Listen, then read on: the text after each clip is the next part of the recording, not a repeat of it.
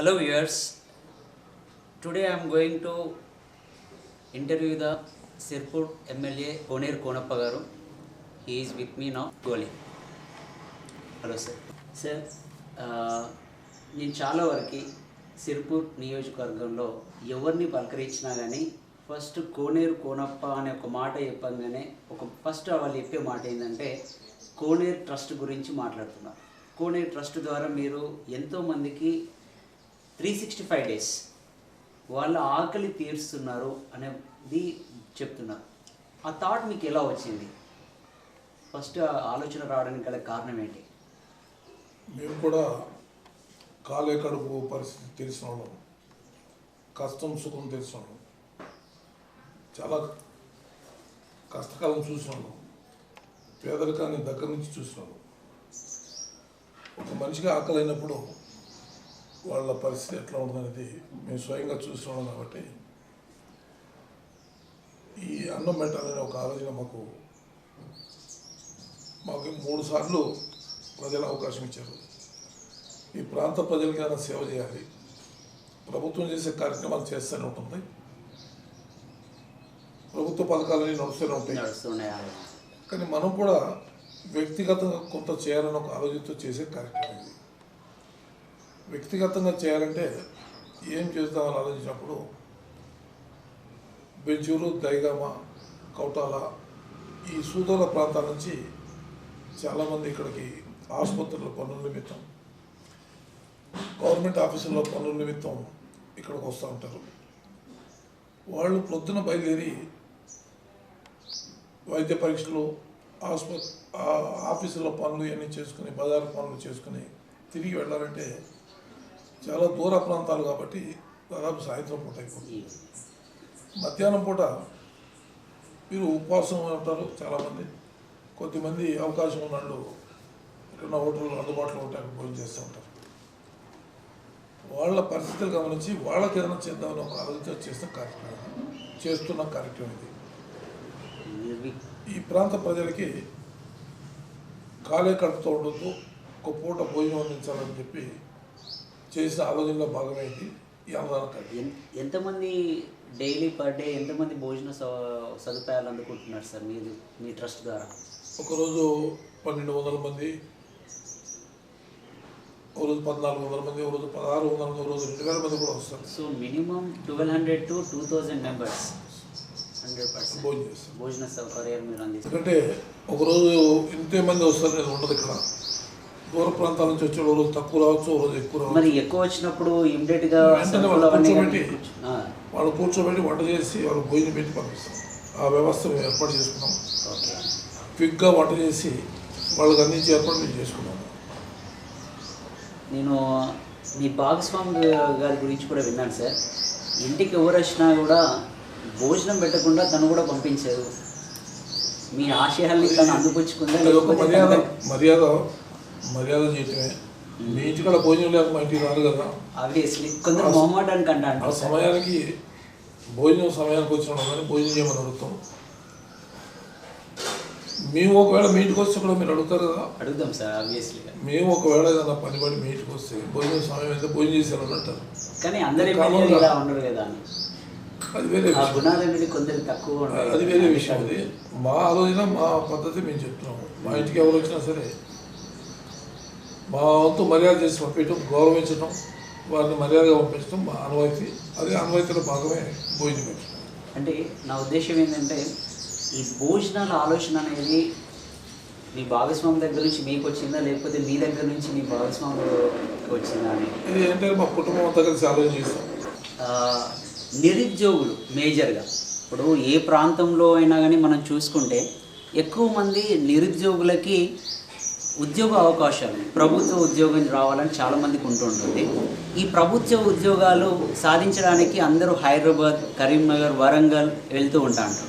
కానీ మీరు మాత్రం కరీంనగర్, వరంగల్, హైదరాబాద్ కాదు, మన దగ్గరే మన ట్రస్ట్ ద్వారా ఎక్కడెక్కడో మంచి ఫ్యాకల్టీని తీసుకొచ్చి వాళ్ళకి ట్రైనింగ్ ఇస్తూ ఉద్యోగ అవకాశాలు కూడా కల్పిస్తున్నారని విన్నాను. అది ఎంతవరకు నిజం? ఎంతమందికి జాబ్స్ వచ్చాయి ఇప్పటివరకు? మేము 2017 సంవత్సరంలో కొద్దిమంది టెట్ పాస్ అయిన వాళ్ళకి కోచింగ్ ఇచ్చామన్నాడు. దాంట్లో డిఎస్సి సెలక్షన్స్లో ఒక 17 మంది 16 మంది అప్పుడు పాస్ అయ్యారు టీచర్స్గా. పోలీస్ కానిస్టేబుల్ కోచింగ్ ఒక 465 మందికి 2016లో కోచింగ్ ఇచ్చాము. దాంట్లో 36 మంది 37 మంది దాకా దాంట్లో పాస్ అయ్యారు. వాళ్ళకి ఉద్యోగాలు వచ్చినాయి. వాళ్ళకి మొన్న ఈ మధ్యనే రాబోయే డిఎస్సి కోసం ఇక్కడ ఎవరైతే టెట్ పాస్ అయి ఉన్నారో వాళ్ళందరినీ ఒక ప్లేస్లో కూర్చోబెట్టి వారందరికీ సౌకర్యాలు కల్పించి వారికి కోచింగ్ ఇవ్వడం జరిగింది. కోచింగ్ ఇస్తే కౌటాల్లో ఒక 650-700 మందికి, అదేవిధంగా కాగజ్ నగర్లో ఒక 600-700 మందికి మేము కోచింగ్ ఇవ్వడం జరిగింది. ఈ కోచింగ్ ఇచ్చినందువల్ల 693 మంది క్వాలిఫై అయ్యారు. Very good sir. ఇప్పుడు డిఎస్సి సెలక్షన్స్ కోసం 693 మంది క్వాలిఫై అయ్యారు. రాష్ట్రం మొత్తం మీద 31% పాస్ అయితే మా దగ్గర మేము ఇచ్చిన కోచింగ్ వల్ల 63% మంది పాస్ అయ్యారు. సరైన శిక్షణ ఇచ్చి వారికి భోజన అవసరం కల్పించి 94 రోజులు మేము వారికి కోచింగ్ ఇచ్చాము. దానివల్ల మంచి రిజల్ట్ వచ్చింది. ఇప్పటివరకు ఎంతమంది జాబ్లో సెలెక్ట్ అయ్యారు సార్? ఇప్పుడు కానిస్టేబుల్ డిఎస్సి పిలిస్తే మంచి అవకాశాలు వస్తాయి. రేపు దాంట్లో మనకి ఎంతమంది వచ్చారో తెలుస్తుంది. అంటే ఇప్పుడు క్వాలిఫై అయినాడు, ఇది మినహాయింపు. క్వాలిఫై అయిన వాళ్ళు 693 మంది. కానిస్టేబుల్ కోచింగ్ ఇచ్చాము, దాంట్లో 183 మంది క్వాలిఫై అయ్యారు. ఈ రకంగా మేము మా వంతుగా ప్రయత్నం చేస్తూ ఉన్నాము. మా ప్రాంతంలో ఉన్న ఉద్యోగాలు మా పిల్లలకు వస్తాయి. పేపర్ మిల్ ఒకటి ఉంది. ఈ పేపర్ మిల్ ఓపెన్ చేయడంలో మీ పాత్ర ఎలాంటి పాత్ర అనేది మీరు రోల్ ప్లే చేశారు? మీ బాధ్యత ఎలా స్వీకరించారు? దాంట్లో 2014 సంవత్సరంలో మూతపడిన కంపెనీ ఇది. 2013 మూతపడింది. 2014లో మేము అధికారంలోకి వచ్చినప్పటికీ మూతపడిపోయింది. ఎన్నికల వాగ్దానంలో అది కూడా ఒకటి ఉందా సార్? మేము ఎన్నికల వాగ్దానం చేయలేదు. కేటీఆర్ వాళ్ళు ఎవరు చేయలేదు. మా బాధ్యత కాబట్టి మేము తప్పనిసరిగా ఈ కంపెనీ తెలిపేయాలని కృషి చేసాం. దాంట్లో సక్సెస్ అయినాం. చాలా కష్టపడ్డాం. చాలా చాలా చాలా చాలా ప్రాంతాలకు వెళ్ళాం. చాలా పెద్ద ఇండస్ట్రీస్ని కలిసాం. మా ముఖ్యమంత్రి గారి ఆశీస్సులతో కేటీఆర్ గారి కృషి వల్ల ఈ ఫ్యాక్టరీ తెరవబడింది. ఈరోజు మూతబడినటువంటి కంపెనీలు ఎక్కడ కూడా తెరవలేదు. పేపర్ మిల్లు ఇది ఒకటే పేపర్ మిల్ తెరవడం జరిగింది. దానికి చాలా కృషి, చాలా కష్టపడాల్సి వచ్చింది. ఏంటంటే మామూలు విషయం కాదు పేపర్ మిల్ తిరిగి తెరవడం అనేది. ఎందుకంటే కేటీఆర్ కూడా నేను పేపర్లో చదివాను, కంపెనీ యజమానుల దగ్గరికి వెళ్ళేసి అక్కడ కూడా వాళ్ళతో మాట్లాడి పేపర్లో ఫొటోస్ రావడం, వాటి గురించి చర్చించడం కూడా జరిగింది. చాలా కష్టపడితేనే ఈ కంపెనీ తెరవబడింది. సార్ నేను ఇంకొక విషయం, పేపర్ మిల్ బంద్ ఉన్నప్పుడు ఇక్కడ నిరుద్యోగం అనేది చాలా వరకు ఉంది. ఎందుకంటే చాలామంది కార్మికులు వాళ్ళకి తినడానికి కూడా తిండి లేదు, మళ్ళీ స్కూల్ ఫీజులు కూడా కట్టడానికి డబ్బులు లేకపోతే మీరు యాజమాన్యంతో స్కూల్ యాజమాన్యాలతో మాట్లాడి ఎంతో కొంత అమౌంట్ మీరే పిల్లలకి డబ్బులు కూడా పే చేశారని. వేతనాలు లేక కార్మికులు ఇబ్బంది పడుతూ ఉన్నారు. వారి పిల్లలు కొన్ని ప్రైవేట్ స్కూల్లో చదువుకుంటూ ఉన్నారు. అప్పుడు ప్రైవేట్ యాజమాన్యాలు ఫీజు కట్టమని వాళ్ళని ఇబ్బంది పెట్టిన సమయం మేము యాజమాన్యాలతో చర్చలు జరిపి వాళ్ళు 78 లక్షలు మొత్తం అందరి పిల్లల ఫీజులు సంవత్సరం మొత్తం కట్టాలంటే 78 లక్షలు కావాలని అడిగారు. అప్పుడు మీరు కొంత సాయం చేయండి, మేము కొంత సాయం చేస్తామని చెప్పి మాట్లాడి సగం మేము కట్టడానికి ఒప్పుకోవడం జరిగింది. ఆ రకంగా దాదాపుగా 35 లక్షల రూపాయల డబ్బు మేము కట్టడం జరిగింది. మీ పాకెట్ నుంచి నేను కొంచెమే కట్టాను. నేను ఒక 3 లక్షలు 4 లక్షలు మాత్రం నేను కట్టింది. దీనికి చాలామంది సహకరించారు. దాతల సహకారంతో చేయగలిగాం. ఆ దాతల చేతుల మీదగానే ఆ యాజమాన్యాలకు డబ్బు కట్టించి ఆ పిల్లల్ని సంవత్సరం పాటు చదివించాం. దాని తర్వాత మరు సంవత్సరంలో గౌరవ ముఖ్యమంత్రి కేసీఆర్ గారు కొంత ఎస్పీఎం యాజమాన్యం డబ్బు ప్రభుత్వం వద్ద ఎన్నికల అప్డేట్లో మీరు 2000 రీసెంట్గా మీరు బీఎస్పీ నుంచి పోటీ చేసినప్పుడు మీ ఎన్నికల అప్డేట్ చూస్తే మీ ఆస్తుల వివరాలు 50 లక్షల నుంచి 1 కోటి రూపాయల వరకే ఉంది.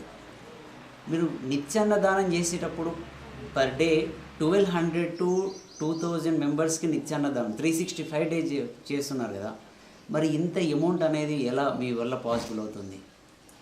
ఈ అన్నదానం అనేది దాతల సహకారంతో నడుస్తుంది. చాలామంది దాతలు సహకరిస్తూ ఉన్నారు. నేను ఆ ప్రారంభం చేసినట్టు చెప్పాను, నా ఆస్తి నేను సంపాదించిన ఆస్తి మొత్తం నీ అన్నదానం ట్రస్ట్కి ఇచ్చేస్తున్నా అని చెప్పాను. దాంట్లో దాదాపుగా 50 లక్షల రూపాయల విలువ గల ఆస్తులు అమ్మి ఇప్పటికే దానికి జమ చేశాను. నేను ఇచ్చిన డబ్బే కాకుండా చాలామంది దాతలు ముందుకొచ్చి దీనికి సహకారం ఇచ్చారు.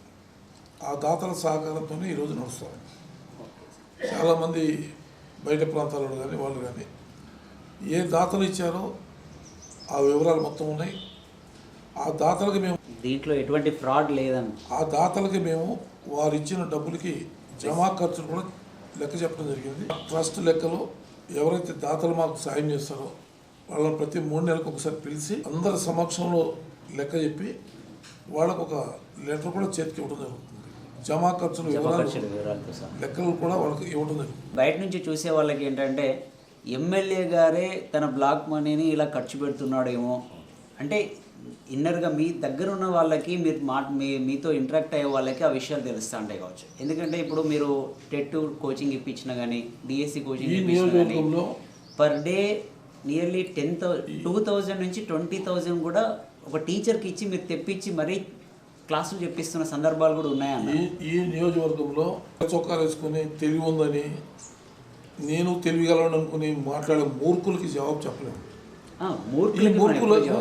ఈ మూర్ఖులు అనేవాళ్ళు ప్రతి సమాజంలో ఉన్నారు. ఈనాడు నుంచి కదా మహాభారతంలో నుంచి కూడా ఈ మూర్ఖులు ఉన్నారు. ఈ మూర్ఖులకి జవాబు మనం చెప్తా సంపాదించినాను, నేను ఏం చేసినాను అనేది ప్రజల దగ్గర ఒక లెక్క.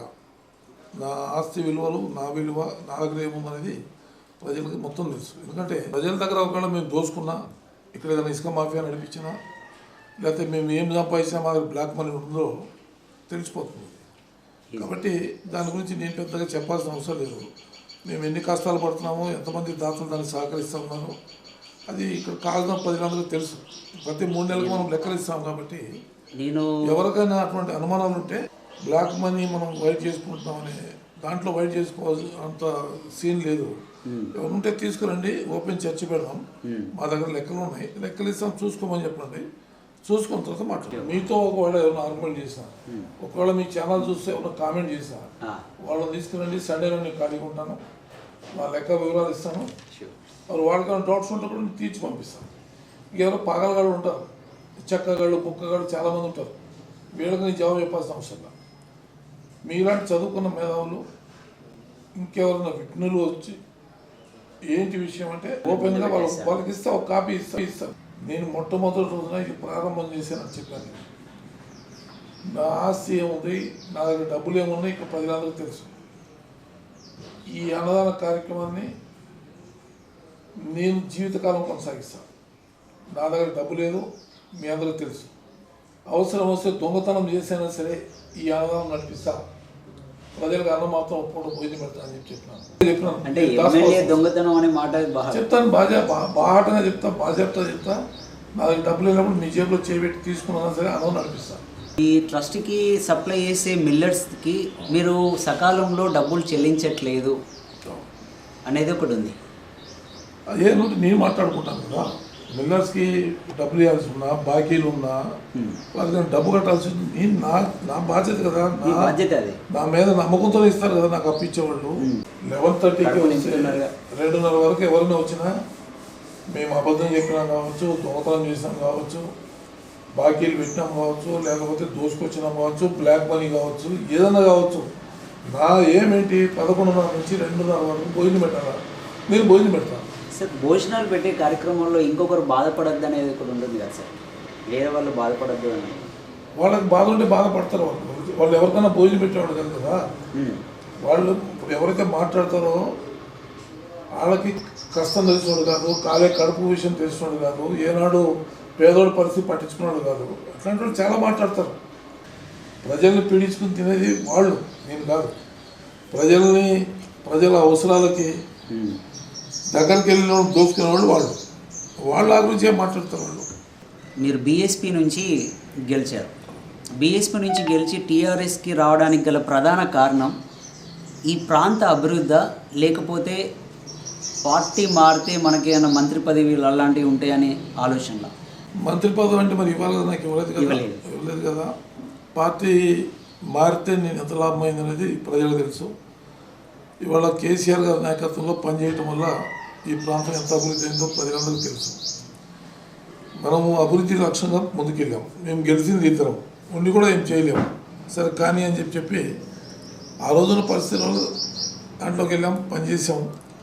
ఇవాళ వీలైనంత వరకు అభివృద్ధి చేస్తున్నాం. ఇప్పటి వరకు ఈ ప్రాంతంలో చేసినటువంటి అభివృద్ధిలో బాగా తృప్తినిచ్చినటువంటి ఒక అభివృద్ధి పేరు చెప్తారా? ఎస్పీఎం పేపర్ మీద జరగడం ఒకటి, అది గ్రేట్ అచీవ్మెంట్ సార్. రెండోది గూడెం నుంచి ఐరేకి మహారాష్ట్ర కనెక్ట్ బ్రిడ్జ్ కట్టించాము 70-80 కోట్లతో.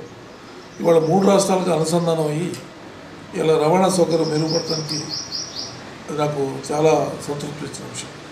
ఒకప్పుడు కాంట్రాక్ట్ వర్కర్గా పనిచేస్తానికి ప్రయత్నం చేశాను, నాకు ఆ అవకాశం దొరకలేదు. కానీ ఇవాళ ఇదే ఊర్లో అదే ఫ్యాక్టరీని, మూతపడిన ఫ్యాక్టరీని తెరిపించే అవకాశం ప్రజలు నాకు ఇచ్చారు. సార్, ఒక చిన్న ఆరోపణ, 1 ఎకరం 2 ఎకరాలు 3 ఎకరాలు అని కాదు కానీ మీ మీద 200 ఎకరాలు కబ్జా చేసిరనే ఆరోపణ జనాల్లో ఎందుకు వస్తుంది? 200 ఎకరాలు ఉంటే అసలు గవర్నమెంట్ తెచ్చుకోండి. అదే ఇప్పుడు మీరు స్టాంప్ కాగితం తెచ్చుకుంటే ఇప్పుడు రాసి ఇచ్చేస్తారు.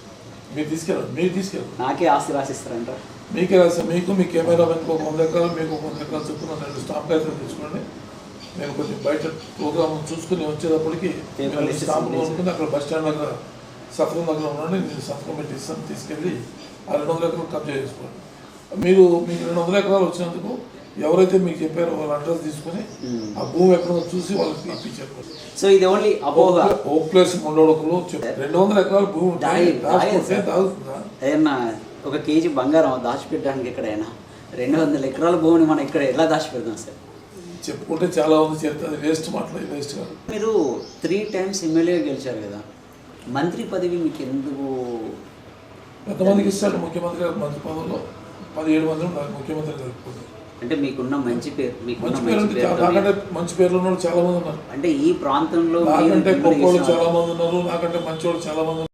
మంచితనం అనుకోవచ్చు కదా ఒప్పుకోవడం అనేది. నాకంటే బలహీన వర్గాలు, బడుగు జీవులు చాలా మంది ఉన్నారు. సో ముందు వాళ్ళకి ఇవ్వాలి ఇవ్వలేడు కదా ముఖ్యమంత్రి గారు.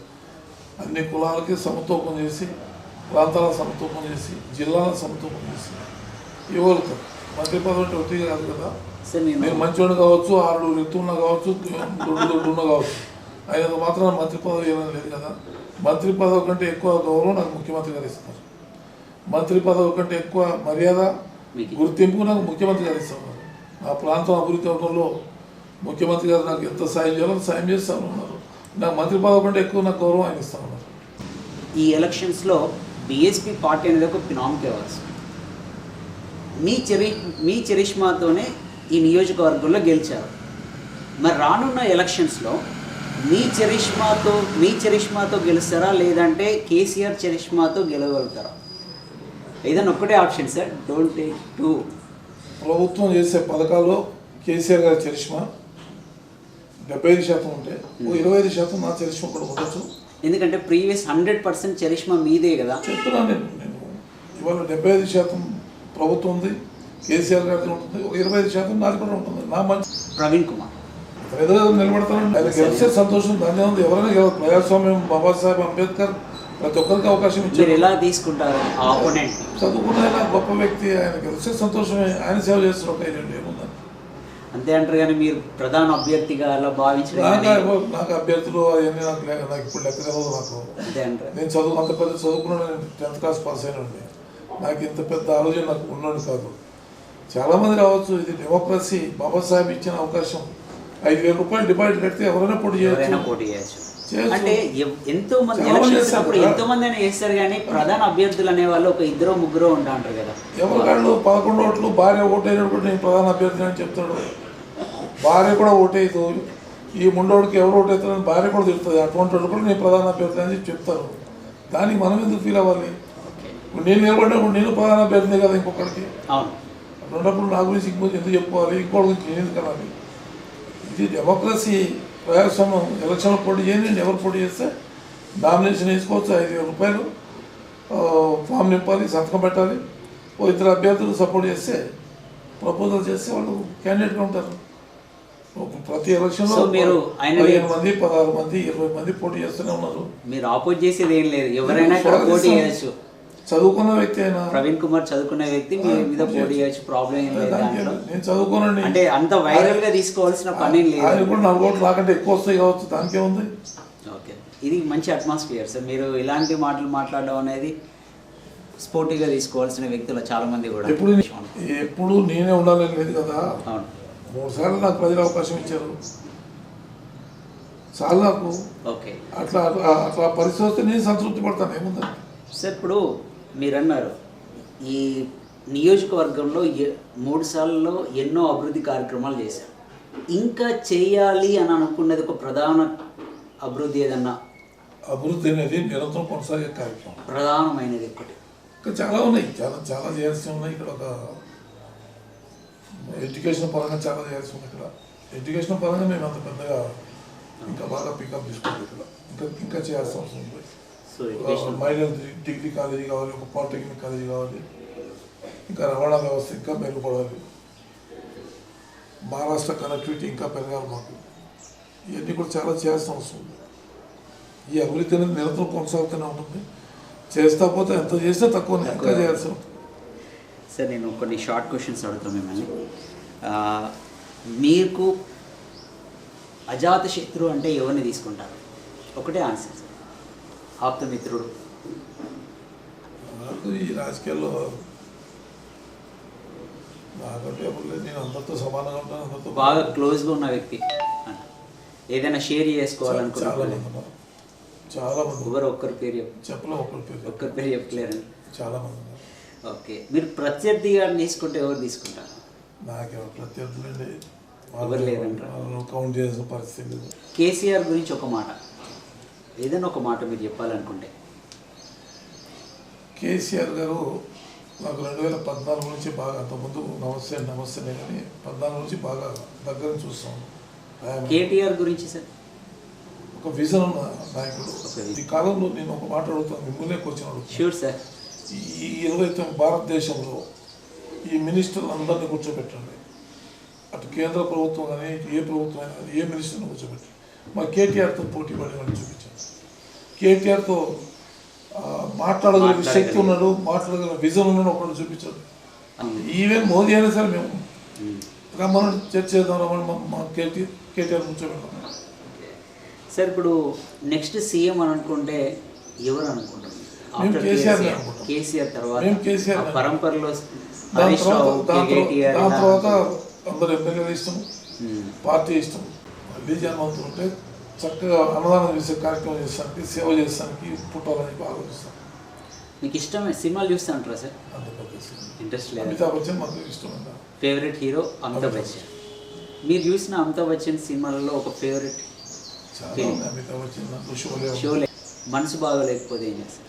కాసేపు మాట్లాడకుండా కూర్చుంటాను, మౌనంగా ఉంటాం. మీరు వచ్చిన మాట్లాడడం కూర్చున్నాను. అవును, సైలెంట్గా కూర్చున్నాం. క్వశ్చన్ సార్, ఈ డబుల్ బెడ్రూమ్లలో ఏదైనా అవకతవకలు జరిగినాయి సార్?